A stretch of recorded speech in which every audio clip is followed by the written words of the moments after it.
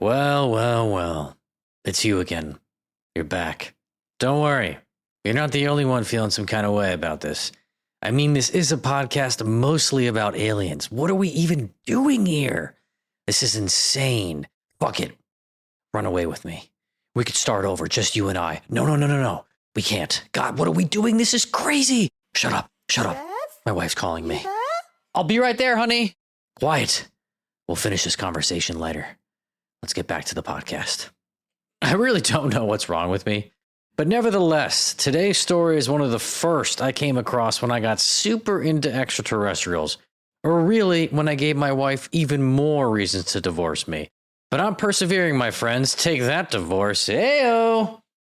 But divorce aside, if we're ripping the Band-Aid off and getting straight to the meat and potatoes, today's episode is about an alleged alien from Venus. I know. That visited the United States in 1957 to try and help, or really, save Earth. That's right, folks. An alien once visited Earth from Venus. If that isn't crazy enough, his name was apparently Valiant Thor. Yes, we all know Thor is the name of a character in the Marvel Universe, played by Chris Hemsworth. But if it's any consolation, Valiant Thor, similar to Chris Hemsworth, was a total smoke show. And who doesn't love a hot alien? In fact, raise your hand if you love a hot alien. If you actually raised your hand, you have a lot of soul searching to do. If you didn't raise your hand, honestly, you also have some soul searching to do. All right, enough with all the foreplay. Let's get to it, my friends. Allegedly, Valiant Thor arrived in Virginia in 1957, sent from Venus, casual. From there, he allegedly spoke to some local police officers. I say allegedly because fuck the police. Just kidding. My friend is a cop, and he's an alright guy, I guess. Hey, Josh, how are you, buddy? Fucking pig. I'm kidding. We both know I have no friends. But I do wish someone could give me a transcript of that initial conversation. Hey, I'm from Venus. Which way is the White House? But soon enough, Valiant valiantly made his merry way to the White House. I'll kill myself now, I'm sorry. Over the river and through the woods to Eisenhower's house we go. He was a president at the time. Eisenhower. That's why I sang that song. It makes sense. I'm not weird. Valiant Thor from Venus then arrived at the White House and was immediately put on VIP status, whatever that means. If I had to guess, he was probably given some delicious cucumber water. I'd also imagine some hors d'oeuvres. Pigs in a blanket are always good. I don't mind pigs in a blanket being America's appetizer intro to an alien. Yeah, sure, it's not caviar, but it's a hot dog wrapped in a blanket. If an alien can't appreciate that, then aliens don't deserve us. That's that loose quote, you know? Everyone always says that. If you can't handle me at my worst, then you don't deserve me at my best. I would say that and the Dave Matthews quote, turns out not where, but who you're with that really matters, truly dominated AIM profiles at their peak. Now I just sound like an old millennial, though, which I am, of course. In actuality, when Eisenhower was briefed on the new reality of his beefcake of a house guest, he burst into tears because his religious beliefs were abruptly extinguished. It is a wild concept. Hey, Mr. President, everything you ever believed is a lie, and the alien's hungry. Where are the pigs in a blanket? I actually realized after putting this episode together that my information was wrong. It was President Carter that cried on a totally unrelated occasion. Rumor has it Eisenhower was actually in a smoking jacket and said, "Is the alien DTF?" Yeah, that's what happened. Overall, Valiant Thor apparently lived at the Pentagon for 3 years in a failed attempt to help humanity. So how did I even hear about this nonsense? Good question. The first time I ever heard about Valiant Thor was on a Reddit from an AMA or Ask Me Anything, where participants allow the Reddit audience to, you guessed it, ask them anything. Random people host AMAs all the time. A quick check this evening showed the most popular AMA was titled, quote, "My parents divorced after 35 years of marriage. My dad came out as gay. A year later, my mother came out as gay. Ask me anything." There's way too much to unpack there, but these AMAs are most popular when famous celebrities take part. Woody Harrelson had a notoriously bad AMA many years ago. Moving on, this AMA was with Paul Hellyer. Paul at the time was a 95-year-old Canadian politician. He passed away 3 years later in 2021. May he rest in peace. He served for the government of Canada for many years. Blame Canada, sorry. And he wrote a ton of books about things like capitalism, economics, finance, globalization. you name it. He was also previously the Minister of Defense and Transport for Canada. So, really an impressive guy. And in the Reddit AMA, he introduced himself by saying, quote, "I want to discuss my experience with the cabal, deep state, global warming, politics, and extraterrestrials. Ask me anything. Side note, I'll discuss the cabal in my future clones episode. And I'm not going to elaborate on that because it's such a great sentence." Speaking of elaboration, the first question for Hellier in the AMA was, "Can you elaborate on your experiences with extraterrestrials?" Hellier's response sent everyone into hysteria. Literal fucking hysteria. He said, "I have only been in direct contact once personally when I was encouraged to keep up the good work I've been doing. I was told there are 8 different species working together with individuals like me who were involved with disclosure and spreading the truth. They also enhanced my ability to communicate telepathically." My God, what a fucking response from Hellier. Fittingly, the most upvoted or popular response to Paul's mic drop of a comment was from username Green Baby Shit. Green Baby Shit and I were in agreement as he said, "I'm so glad I got here early." Sure, maybe Green Baby Shit isn't the classiest username, but I'm not one to talk. My initial thought for my Reddit name was a tribute to my college roommate's publicized fear of having a curved penis. We often called him Captain Hook or Parabola Dick. Poor bastard. Curved penises aside, Redditors soon went from hysterics and excitement to aggressive and demanding. And there was one particular Redditor named Tanks for Me that came in hot. He wrote, which I edited slightly for clarity, quote, "Mr. Hellier, I'm going to post these questions as a top-level comment, a private message, and through all the websites you're listed on because I want these questions answered. And I want to make sure you see them." This part was in all caps, so you knew he was serious, and honestly, I was kind of turned on at this point. Continuing, "I really want to believe you are telling the truth, but extraordinary claims require extraordinary evidence." He then went on to ask several questions, the first being, if aliens exist, why hasn't the government divulged this information to us? Oh, you adorable fool, Tanks for Me. Good question, though. Hellier responded, "Governments, especially the US government, have been working with several species for decades and know an incredible amount about them. They've spent billions denying the existence of UFOs, ETs, and their incredible characteristics.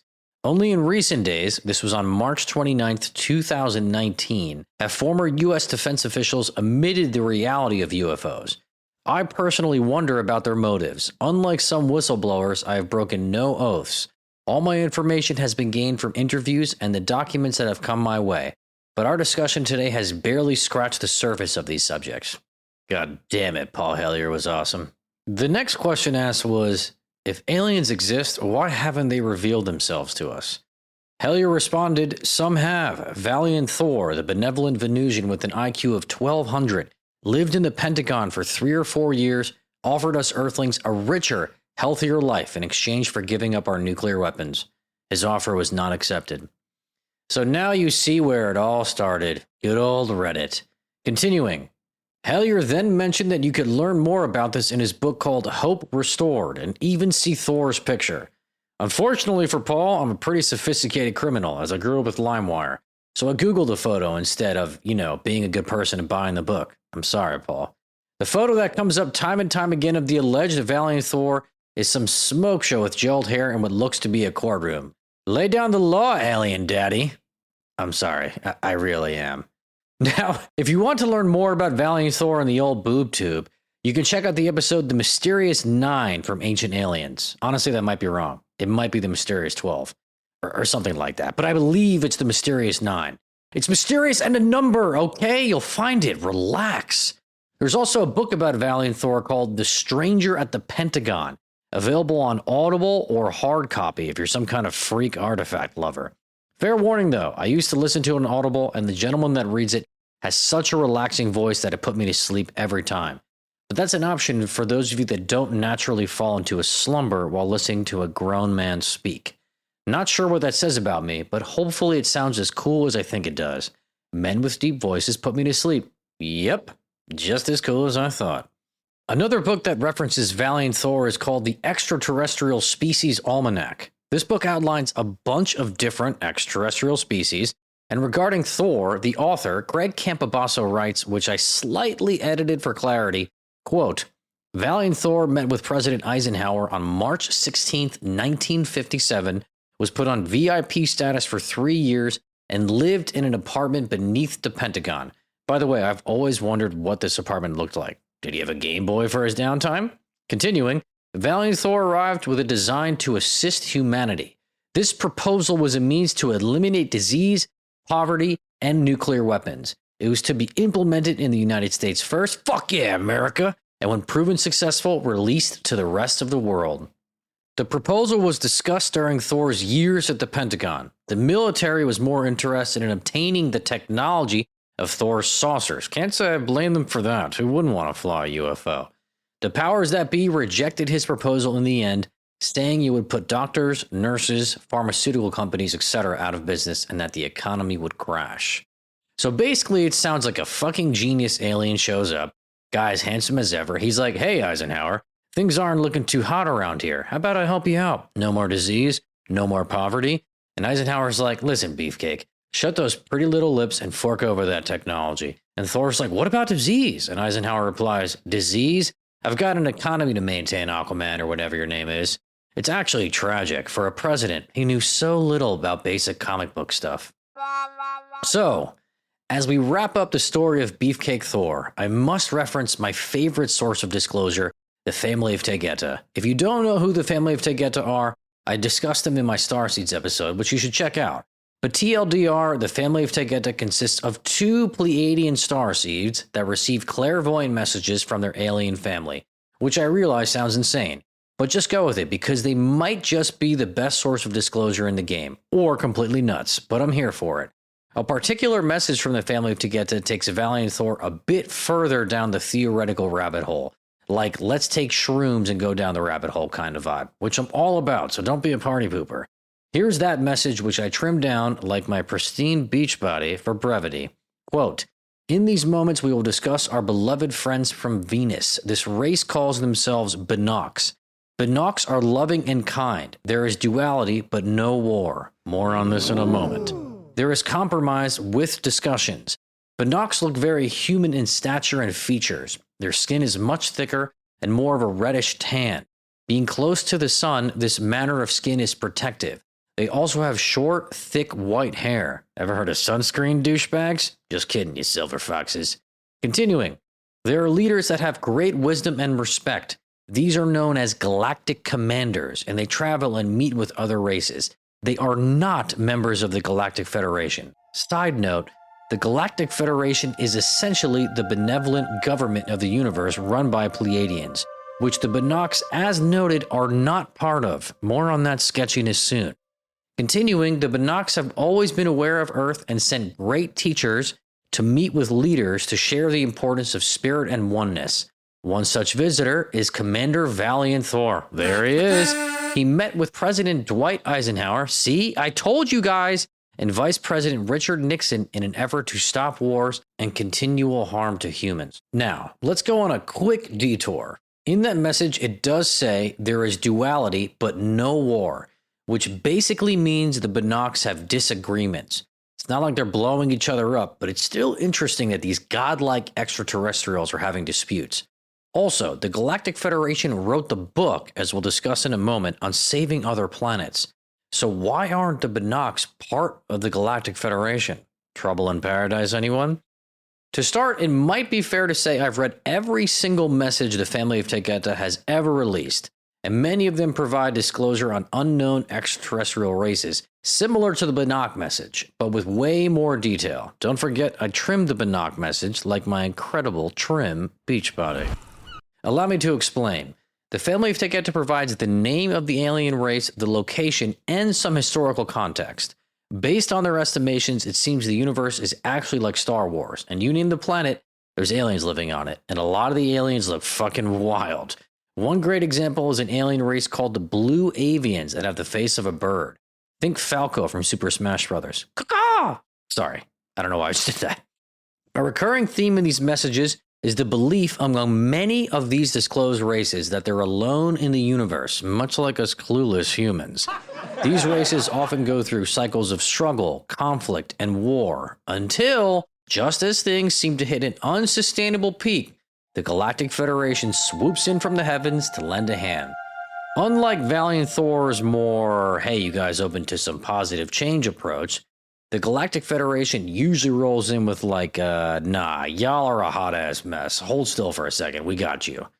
Essentially, the aliens of the Galactic Federation are from planets living in pure utopian peace, sharing their ways with other planets. That's the TLDR. They allegedly do everything from upgrading the physical bodies of these struggling alien races to establishing peace and unity. It's like one giant glow-up. They're apparently going to do the same thing for Earth. More on this when I talk about, quote, the shift in a future episode, or the shift to a new Earth, which I know sounds crazy, but I'm here for the shroom strip, people. Now, the Binocs, unlike some of the primitive races across the galaxy, don't need to be saved. They are also not part of the Galactic Federation, but yet they tried to save Earth? I'm Ron Burgundy? But as noted before, the Binocs experience duality but no war, aka they sometimes don't get along. How spicy. What else could that mean?